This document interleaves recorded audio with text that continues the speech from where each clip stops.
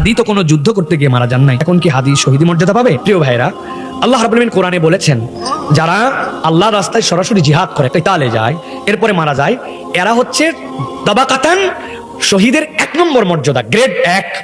এটাই হচ্ছে প্রকৃত শহীদ, যেখান থেকে দরজা নির্ধারিত হয়। বিষয়টা যদি না বুঝে থাকেন তাহলে বলি, একজন বেতন পায় 50,000 টাকা, কিন্তু সে সচিব না, বেসরকারি কর্মকর্তা। তাকে একজন বলতেছে বেতনটা সচিবের র্যাঙ্কের, আসলে কি সে সচিব হয়ে গেছে?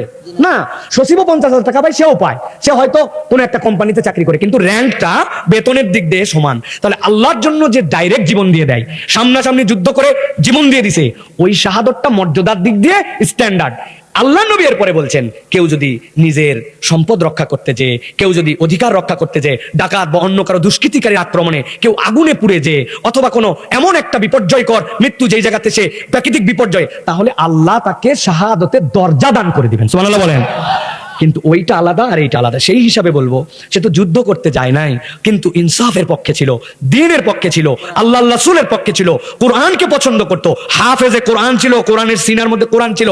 এইগুলার কারণেই বিরোধীরা তাকে টার্গেট করে ফেলছে। আধিপত্যবাদ বিরোধী, ভারতীয় আধিপত্যবাদ যারা আমাদেরকে কুবলায় খেতে চায়, তাদের বিপক্ষে কথা বলতো। টার্গেট তো তোমাকে আমাকে করে নাই, করছে এইগুলার কারণে। এইগুলা প্রত্যেকটার সাথে দ্বীন জড়িত ছিল, তার নীতি নৈতিকতা জড়িত ছিল। এই হিসাবে হাদিকে আল্লাহ রাব্বুল আলামিন আশা করছি আমরা শাহাদাতের মর্যাদা দান করবেন। আল্লাহ যেন কবুল করেন, বলে আল্লাহুম্মা আমিন।